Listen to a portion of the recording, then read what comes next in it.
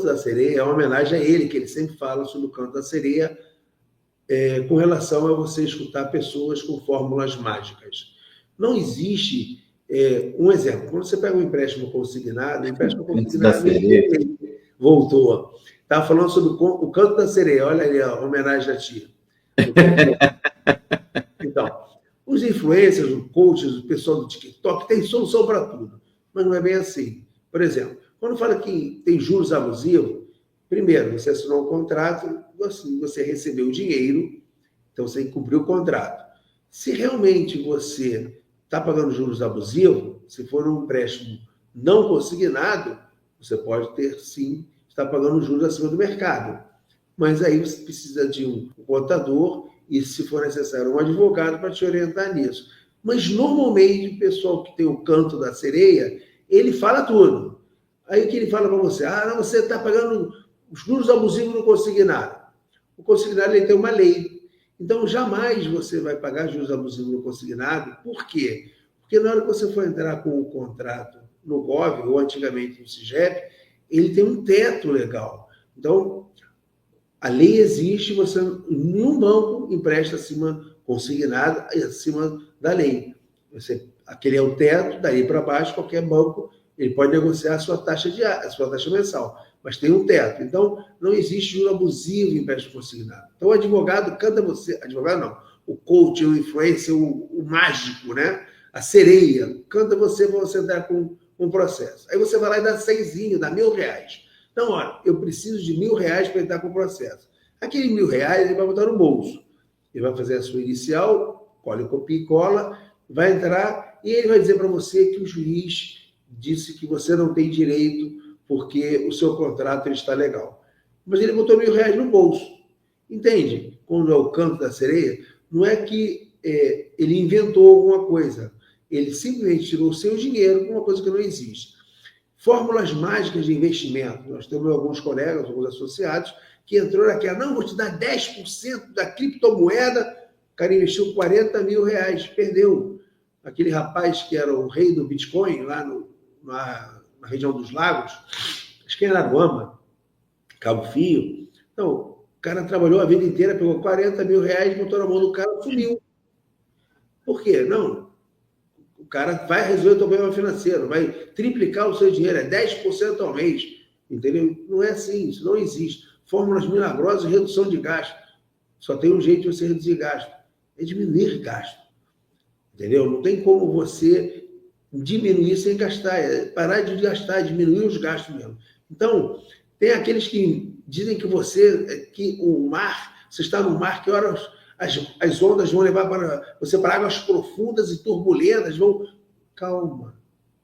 O ideal é você estar como uma lagoa, tranquilo, águas tranquilas, águas calmas.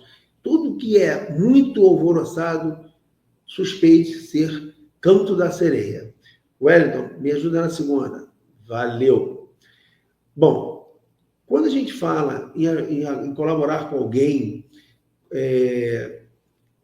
para ajudar essa pessoa, esse endividado, a sair das suas dívidas, existem obstáculos e dificuldades que as pessoas têm na vida. E essas dificuldades fazem parte da vida. Então, para ajudar um endividado, cada profissional tem uma metodologia de trabalho. Então, quando eu me coloco à disposição para ajudar uma pessoa que está endividada, a gente tem uma linha de trabalho, uma linha de raciocínio. A gente pega e observa o tipo de endividamento do associado, do cliente, porque não é simplesmente observar, não é simplesmente criticar que a pessoa está em dificuldade. Então, você tem que observar por que ele se endividou, analisar quais foram os motivos que levaram ele a se endividar, compreender, no momento que ele está passando, o porquê que ele se endividou. E você, nessa conversa, você cria ferramentas de ajuste e planejamento, seria um orçamento, para você dar uma forma melhor da pessoa conviver com o endividamento. Não existe fórmula mágica para ser endividamento. Superar o endividamento é uma arte. Você tem que ter tranquilidade, calma, estar com um profissional ao lado que possa te ajudar a que você caminhe para você superar esse momento difícil da sua vida financeira. Wellington, por gentileza. Então, hoje a gente, na reunião presencial, a gente teve um pouco mais de exemplos que fica mais fácil no presencial. Na live, a gente vai tentar fazer uma live mais enxuta, mas a gente vai estar aqui à disposição para tirar as dúvidas depois ou no momento que vocês precisarem. A terceira live, a terceira apresentação, fala sobre conhecer suas dívidas. Para que um profissional possa ajudar você, ou você mesmo se ajudar a sair das suas dívidas, você tem que fazer uma radiografia financeira completa, saber quais são todas as suas dívidas, listar todas elas, da mais antiga à mais atual, e não só a dívida do empréstimo consignado, ou você também tem dívida no empréstimo bancário que não era consignado, ou você também tem dívida no seu cartão de crédito, porque a fatura veio com valor exorbitante e você resolveu parcelar. Os juros do parcelamento de uma fatura de cartão de crédito são altos, em torno de 400% ao ano. Então, aí sim você se enrola. Você também tem dívida no cheque especial. Então, quando você fala endividamento, não é só aquelas dívidas que você tem no seu contra-cheque, porque ali estão no consignado. Aquelas não são fáceis de resolver, mas aquelas estão mais controladas. Só que você tem uma outra gama de quantidade de dívidas que você tem que entender o todo para poder arranjar uma solução prática para o todo. Nós vamos precisar levantar os contratos para que a gente não tenha nenhuma surpresa. E a gente está trabalhando com 2, 3 dívidas e daqui a pouco aparece uma outra, um protesto, uma negativação do Serasa e a gente tem que reorganizar tudo. Então, quando se for falar em endividamento, a gente tem que fazer uma radiografia completa de tudo que você tem como dívida. Que aí, a gente, partindo daí, a gente tem os seus rendimentos, que é o seu salário, sua aposentadoria ou sua pensão, tem as suas dívidas, e aí vamos montar estratégias. Olha, você vai ter o 13º. Olha, você tem uma gratificação a receber do Sinfa, em um determinado momento você tem uma ação, então você vai ter um numerário. Então, você começa a traçar estratégias de como você pode, em determinado momento, quem está na ativa tem as férias. Então, tem 1/3 de férias, porque férias é o seu salário, só que você recebe para ficar em casa, mas tem 1/3 de férias. Então, você, conhecendo todas as suas dívidas e verificando o tamanho do seu problema, você vai buscar, junto aos seus rendimentos, que seria o seu salário, aposentadoria ou pensão, um caminho para você poder liquidar com um certo tempo todas essas suas dívidas, de uma forma harmoniosa, que você precisa viver também. Não adianta você pagar as dívidas e morrer no mês seguinte, porque não tinha dinheiro para comprar comida. Mas colocar tudo dentro do papel, para a gente poder enxergar tudo e traçar um objetivo que seria um orçamento para você sair do seu endividamento. Wellington, por gentileza. A próxima, por gentileza.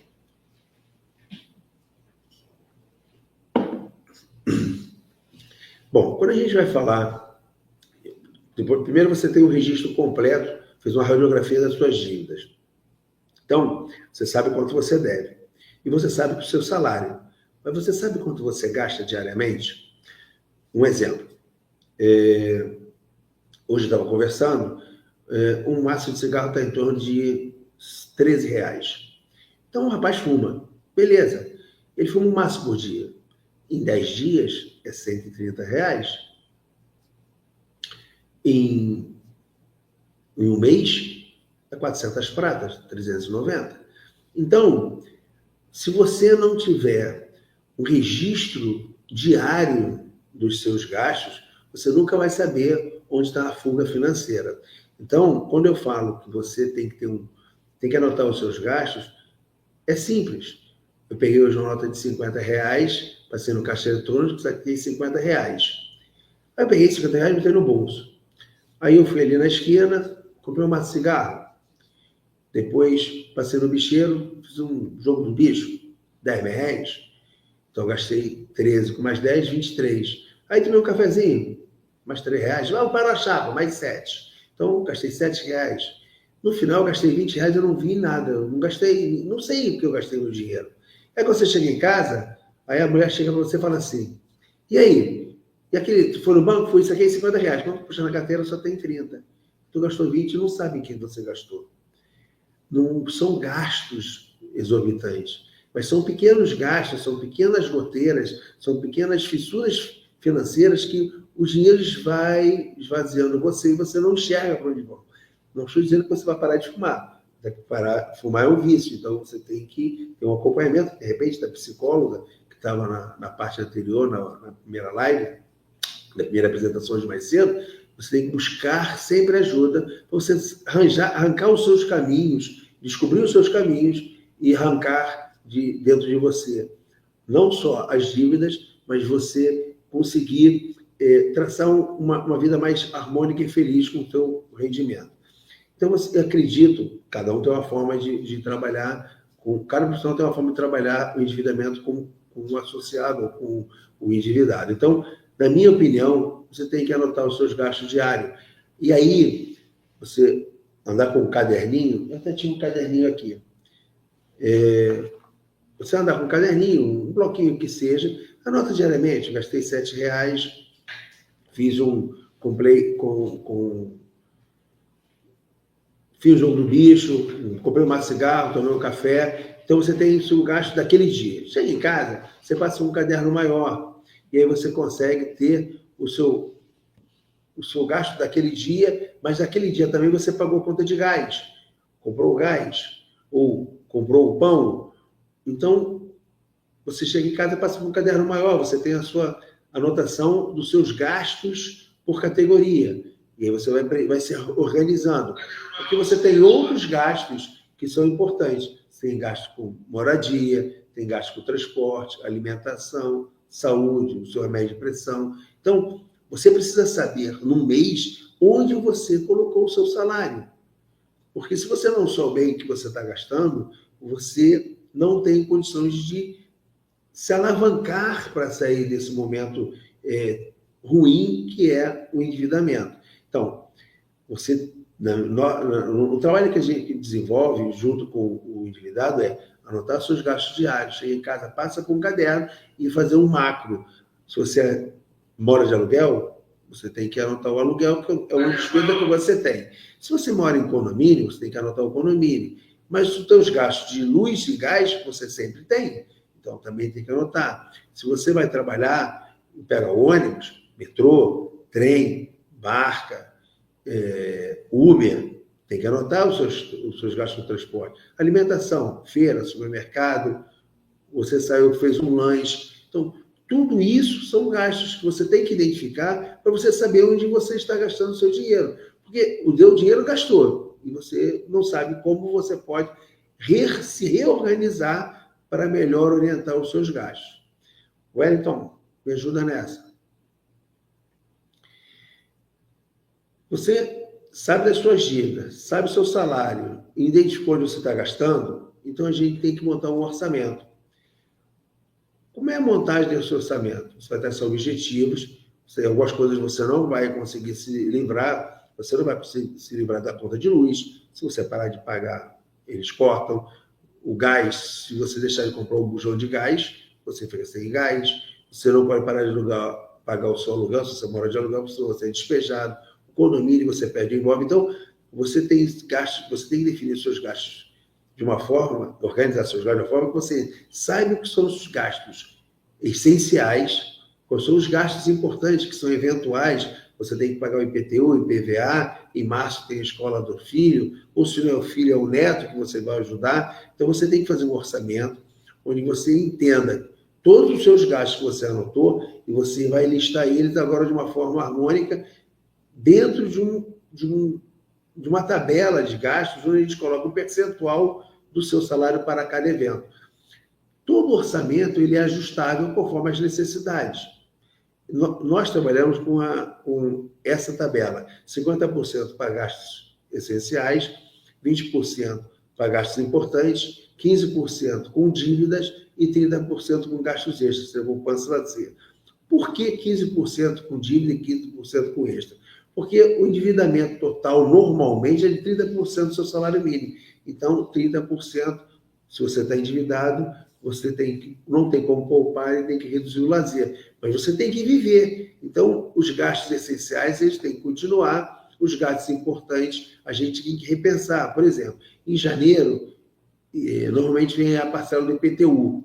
Então, poxa, se você antecipar o IPTU, você ganha 3%. Pô, legal, maneiro. Mas e aí? Aí você paga o IPTU com 3% de desconto, mas você não tinha dinheiro, você paga com saldo devedor. Aí você paga 10%, 12% de juros mensais no banco. Valeu a pena? Não. Porque você pagou mais de juros bancários por saldo devedor do que você ter parcelado o seu IPTU. Então, quando a gente tem o salário, conhece as dívidas e os gastos, a gente consegue planejar como gastar melhor o dinheiro. O IPVA, a mesma coisa. Vou gastar R$2.000 de IPVA do carro. Posso parcelar? O próprio governo diz que você pode parcelar em 3. Ah, mas eu vou perder o desconto.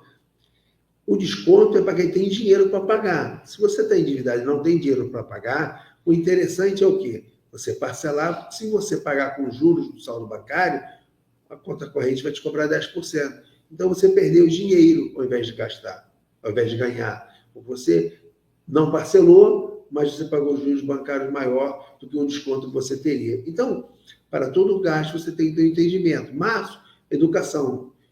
Normalmente, os aposentados, ou as pessoas que estão vivendo, que são ligadas ao CINFA, os filhos, a grande maioria dos filhos já cresceram, mas você tem gastos, Márcio, da faculdade, ou então os avós ajudam os filhos com relação aos netos.